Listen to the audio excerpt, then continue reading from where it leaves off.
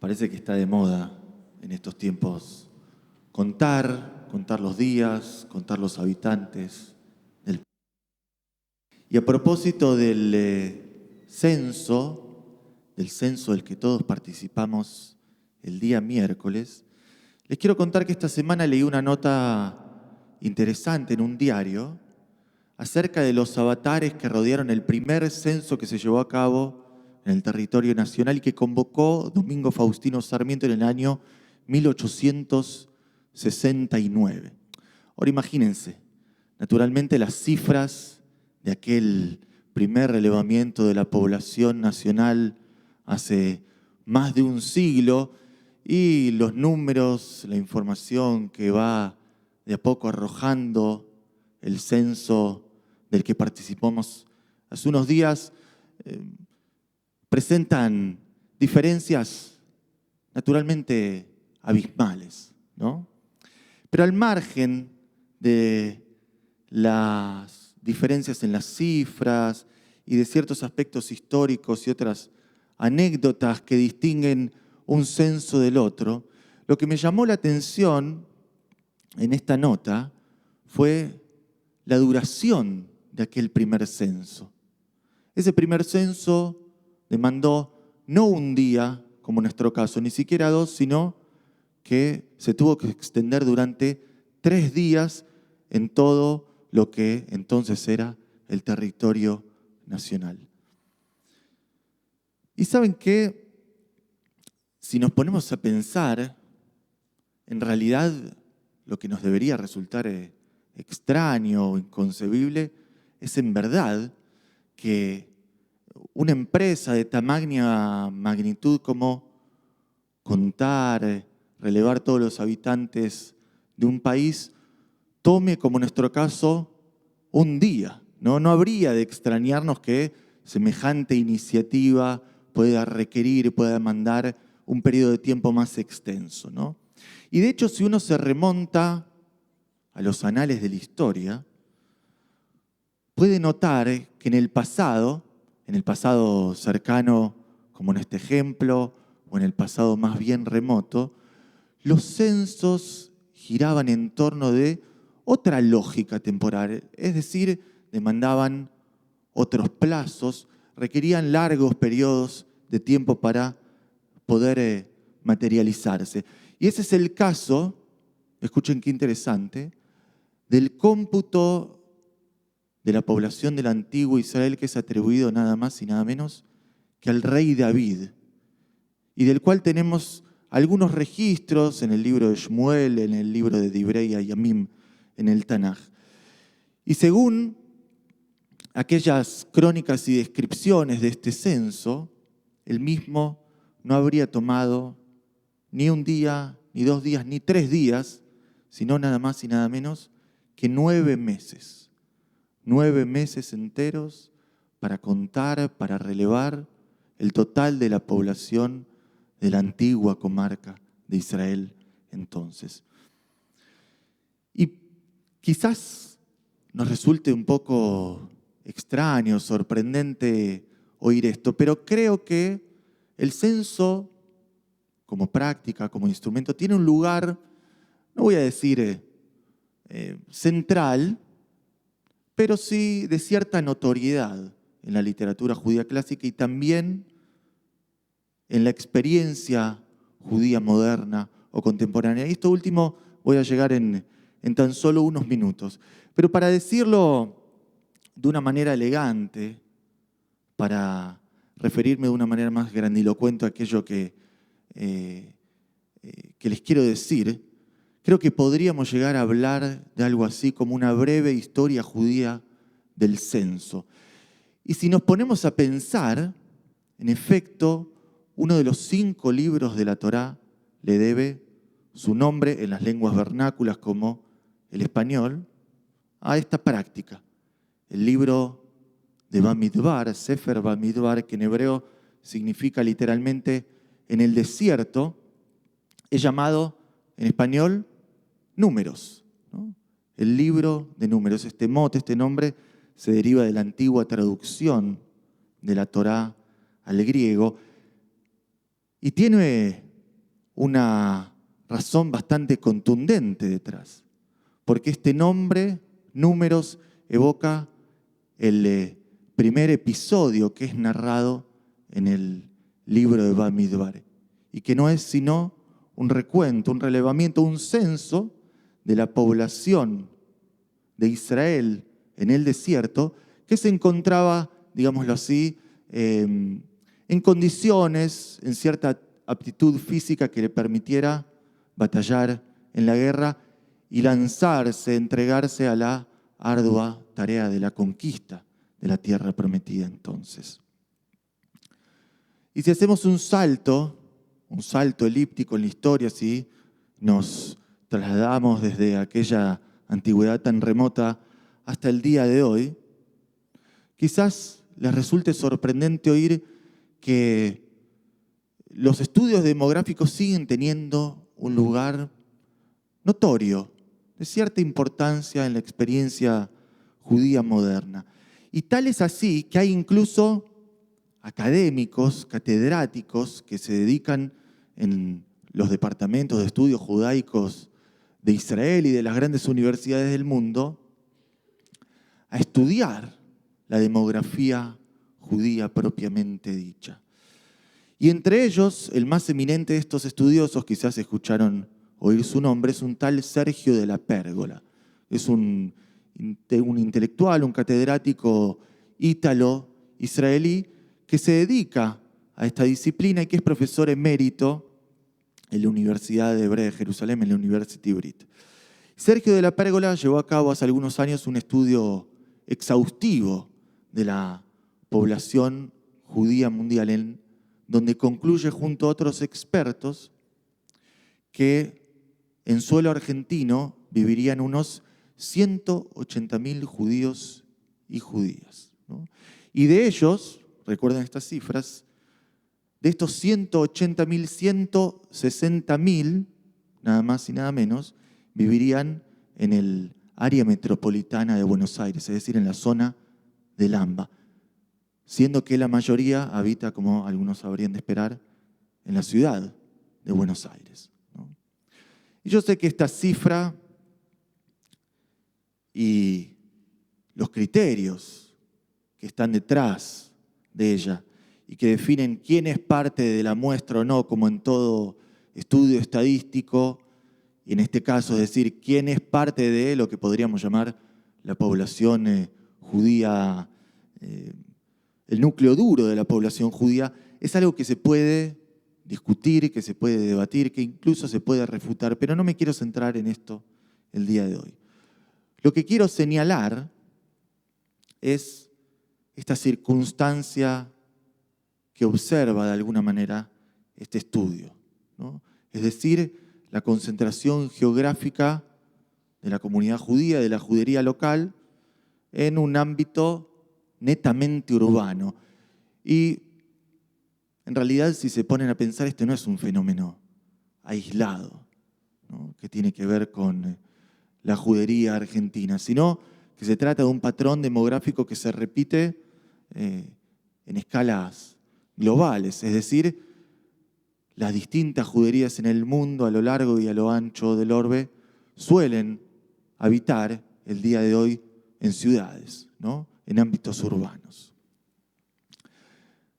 En otras palabras, lo que dice el estudio, lo que les quiero decir, es que los judíos vivimos en ciudades.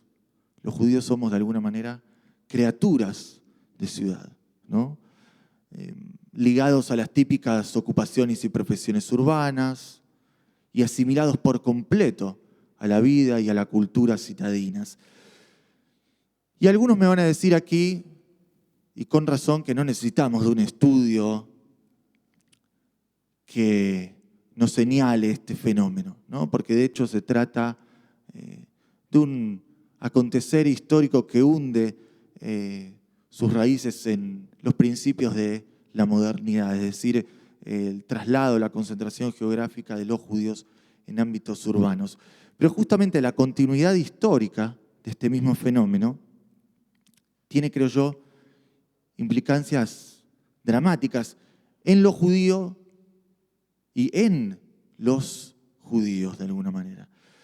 Porque piénsenlo así, la cultura urbana, la cultura de la ciudad, es capaz de engendrar o de moldear una determinada cosmovisión, es decir, una manera de ver el mundo, de vincularnos con todos los aspectos que hacen a nuestra existencia y a nuestra cotidianidad, ¿no?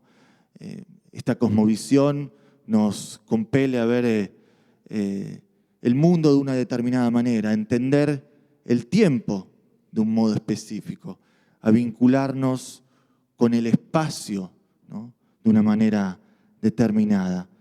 Por medio de esta cosmovisión abordamos lo profano y también lo sagrado de una manera particular, lo divino y lo mundano de una manera privativa, específica, que tiene que ver con nuestra cultura urbana, con nuestra cultura citadina.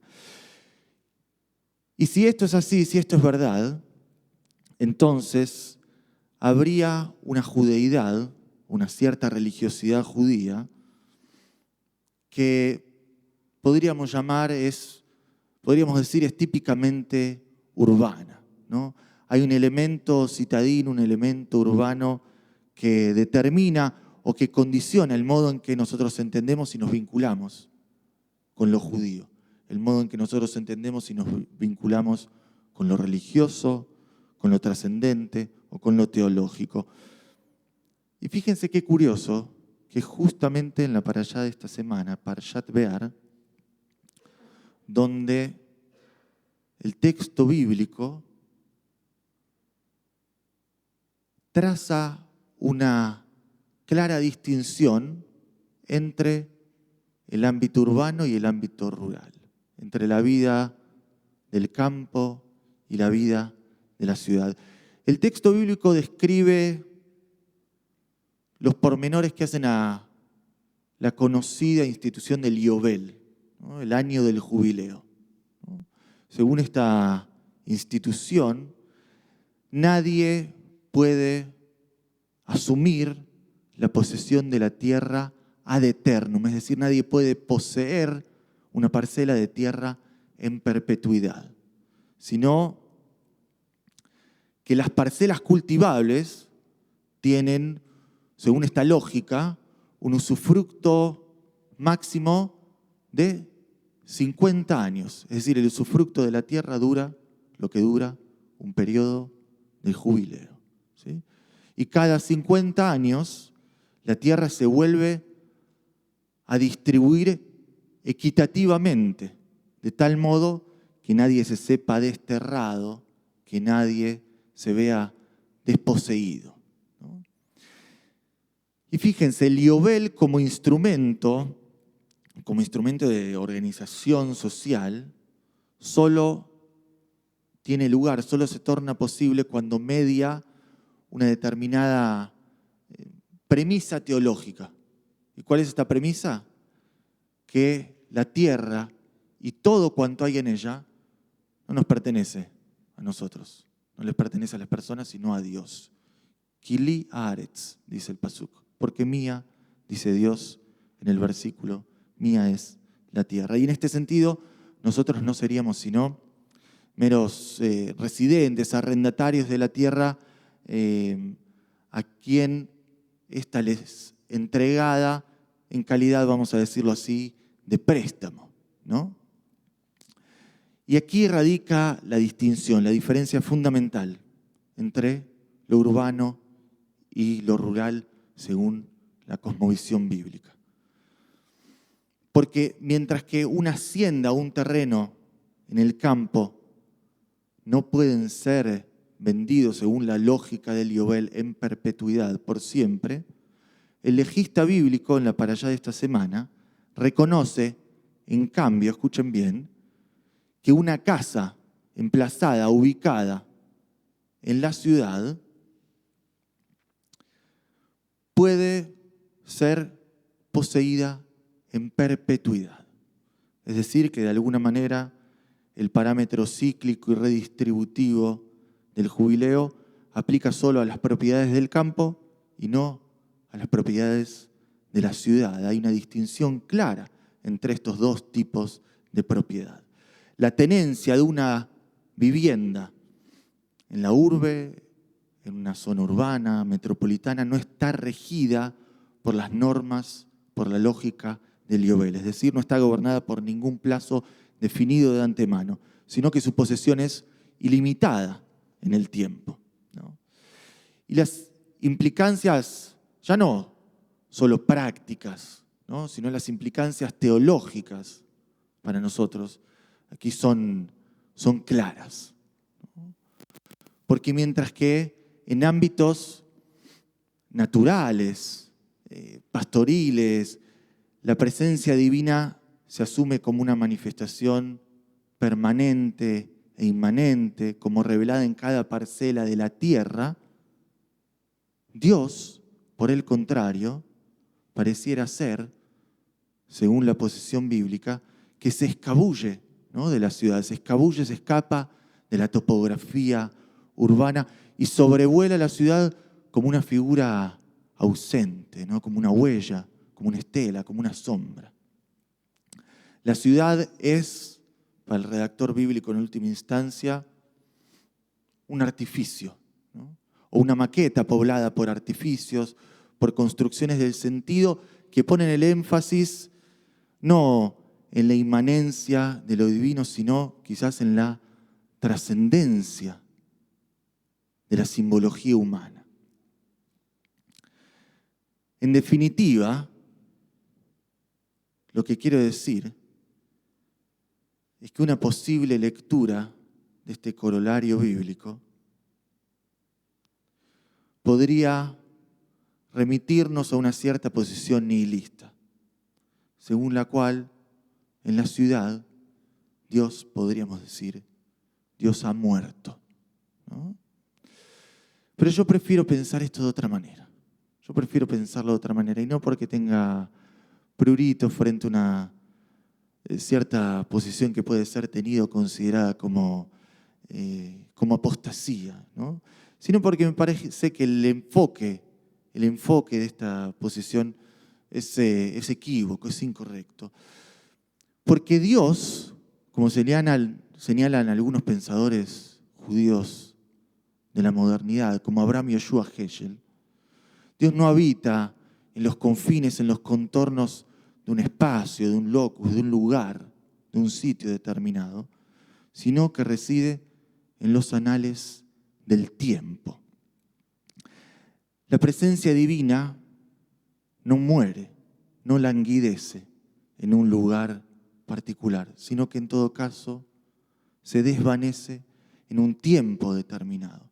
La presencia divina languidece en los tiempos en los que priman los enfoques meramente estadísticos, utilitarios e instrumentales de la existencia humana. La huella de Dios en lo humano se desvanece cuando el semblante particular de cada persona, de cada individuo, se deforma ante los rasgos deliberadamente impersonales del mero número, de la mera cifra y de la mera numerología. Y si la efigie de Dios ha sido definitivamente enterrada junto a los umbrales de la ciudad, ahora en estos tiempos en los que vamos entendiendo poco a poco los datos que arrojó el censo, cuántos y quiénes somos, quizás nuestro próximo deber sea comenzar a exhumar junto a los restos de la historia divina también al menos una parte del destino del humano en esta bendita y ya censada tierra. Shabbat Shalom.